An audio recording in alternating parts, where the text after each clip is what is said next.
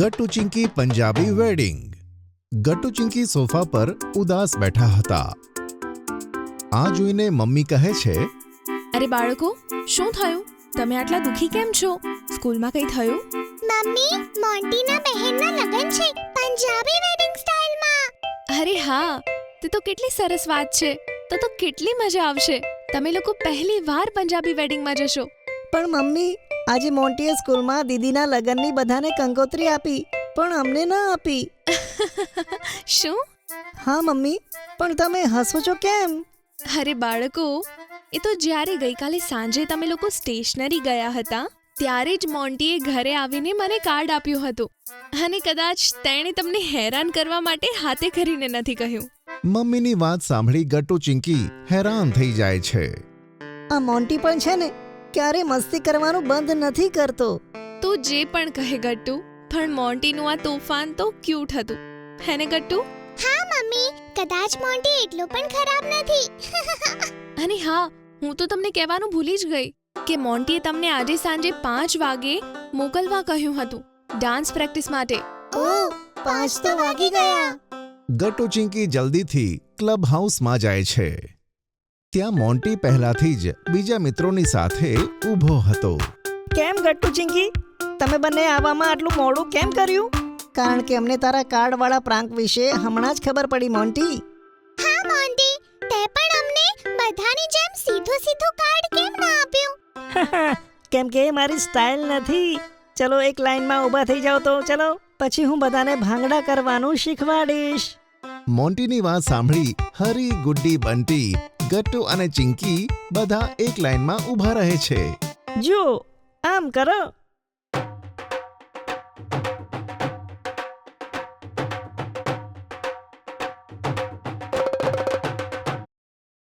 ઉફ, તમારા બધાથી તો કશું જ થવાનું નથી. હવે અમારું ટીચર જ આવો હોય તો અમે શું કરીએ? અચ્છા, જો મને આવું કહેશો ને તો હું કોઈને કશું જ શીખવાડવાનો નથી.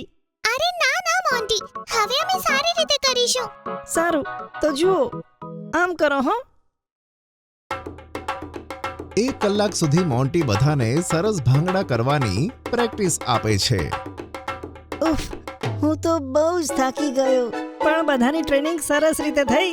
લગનમાં પણ બધા આ રીતે જ ડાન્સ કરજો. હા, હજુ તો આપણે લગન માટે પંજાબી ડ્રેસ પણ લેવાનો છે. અરે હા, મારે પણ પંજાબી સૂટ લેવાનું છે. આની સાથે હું વાળમાં પેલા પરાંદા પણ નાખીશ. ગુડ્ડી, તું પણ નાખજે. પછી આપણા બંનેના આઉટફિટ મેચિંગ લાગશે. હા ચિંકી, તેમાં બહુ જ મજા આવશે.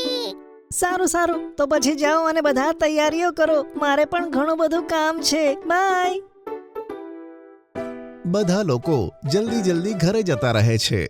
2 દિવસ પછી મોન્ટીની દીદીના લગ્ન હતા અને ગટ્ટુ ચિંકીએ બધી શોપિંગ કરી લીધી હતી. લગ્નના દિવસે તૈયાર થતા, પપ્પા, આ બહુ ટાઈટ છે. અચ્છા, ઉભો રહે, હું તને હમણાં જ ઢીલો કરું છું ગટ્ટુ. મમ્મી, જલ્દી આ બાંધી આપો ને, મને લેટ થાય છે. હા, અહીં આવ ચિંકી.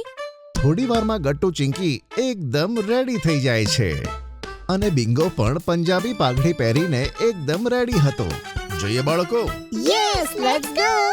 તૈયાર થઈને બધા લગ્નમાં પહોંચે છે. ત્યાં હરી, બંટી અને ગુડ્ડી પહેલાથી આવેલા જ હતા અને ઢોલ વગાડતા હતા. વાવ, બધું કેટલું અમેઝિંગ છે. બધાએ કેટલા સુંદર કપડાં પહેર્યા છે. અરે ગટ્ટુ ચિંકી, સૌથી બેસ્ટ તો ખાવાનું કોર્નર છે. સ્પેશિયલ પંજાબી ઢાબા પણ છે, જ્યાં સરસવનું શાક અને મક્કેની રોટી પણ છે. અને લસ્સીનો તો જવાબ જ નથી. તને તો 24 કલાક ફક્ત ખાવાનું જ સૂજે છે ને Monty?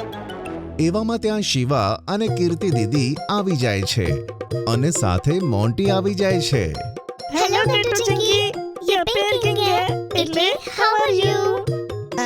Hello Shiva. Hello Kirti દીદી, શું તમે પણ પંજાબી વેડિંગમાં પહેલી વાર આવ્યા છો? ஆமா சிங்கி, ரொம்ப சரியா சொல்லுங்க. எங்களுக்கு ரொம்ப சந்தோஷமா இருக்கு.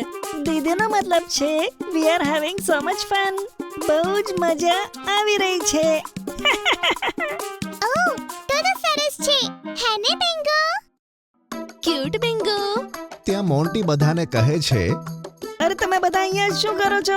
જલ્દી ચલો, જાન આવી ગઈ છે. ડાન્સ નથી કરવો કે? કરવો છે. બધા જલ્દીથી જાન પાસે જાય છે અને ઢોલની બીટ પર નાચવા લાગે છે.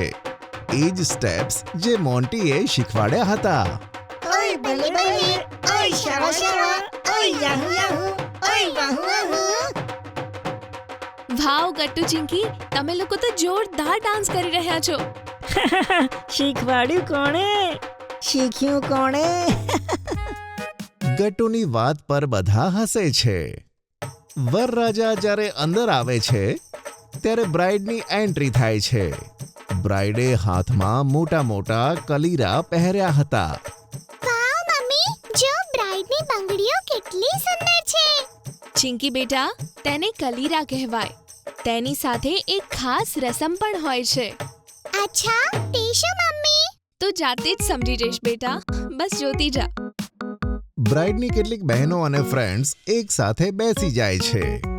પછી બ્રાઇડ પોતાના હાથ એક પછી એક તેમના માથે મૂકીને તે હાથને ફેરવવા લાગે છે. વાવ, આ શું થઈ રહ્યું છે?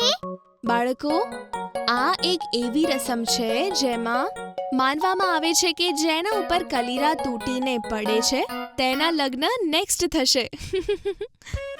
મમ્મીની વાત સાંભળી બધા બાળકો હેરાન થઈ જાય છે અને બેસીને ખૂબ ધ્યાનથી રસમ જુએ છે. અરે આ શું? આ મારી ઉપર કેમ આવી ગયું મમ્મી? હું હજુ લગ્ન માટે તૈયાર નથી. ગટ્ટુની વાત સાંભળી બધા જોર જોરથી હસવા લાગે છે. વાહ વાહ, ગટ્ટુના લગ્નમાં તો બહુ મજા આવશે. નાના, અચ્છા તમે બધા જલ્દીથી ઉઠીને ખાવાનું ખાઈ લો, પછી તો લાવવાનું મુહૂર્ત થઈ જશે. અરે વાહ, ચલો ફ્રેન્ડ્સ, ખાવાનું ખાઈએ. બધા લોકો એક સાથે ખાવા જાય છે. વાવ, શું સોયા ચોપ છે અને પનીર ટિક્કા તો ઓય હોય. આને ખાઈને તો મજા જ આવી ગઈ. અરે ગટ્ટુ, આ સ્ટાર્ટર્સ છોડ અને જરા પંજાબી છોલે ભટુરે ખાવ. અચ્છા, તો હમણાં જ ખાઉં છું. બધા લોકોને જમવાનું ખૂબ જ યમ્મી લાગે છે. ત્યાં જ ખાવાનું સર્વ કરવાવાળા એક અંકલ બધા માટે એક મોટો લસ્સીનો ગ્લાસ લાવે છે. लो जी, पंजाबी वेडिंग की शान है लस्सी. ઓય હોય લસ્સી. વાહ વાહ, મજા આવી ગઈ. અરે દોસ્તો, ચલો, પંડિતજી બોલાવી રહ્યા છે. બધા ખાવાનું ખાઈને ફરીથી અંદર આવે છે અને એમને જોઈને પંડિતજી કહે છે, ઓય ચાલો જી, મુહૂર્ત શરૂ થાય છે. લાવણ શરૂ કરીએ. શું લાવણ?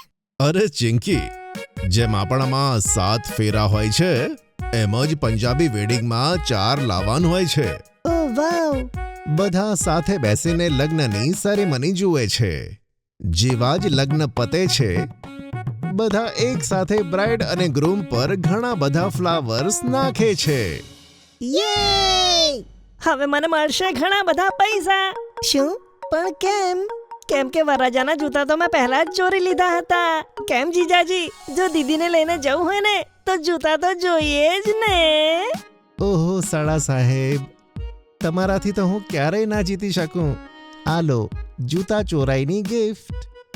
મોન્ટી ગિફ્ટ લઈને ખૂબ જ ખુશ થાય છે અને ભાંગડા કરવા લાગે છે. ઓય બલ્લે બલ્લે, ઓય વાહ વાહ, ઓય બલ્લે બલ્લે, ઓય વાહ વાહ. આ જોઈને ગટ્ટુ ચિંકી હસે છે અને આ રીતે ગટ્ટુ ચિંકી તેમની પહેલી પંજાબી વેડિંગમાં ખૂબ જ એન્જોય કરે છે. જો તમને અમારી વાર્તા ગમી હોય તો પુન ટુન કિડ્સને લાઈક, શેર અને સબસ્ક્રાઇબ કરજો.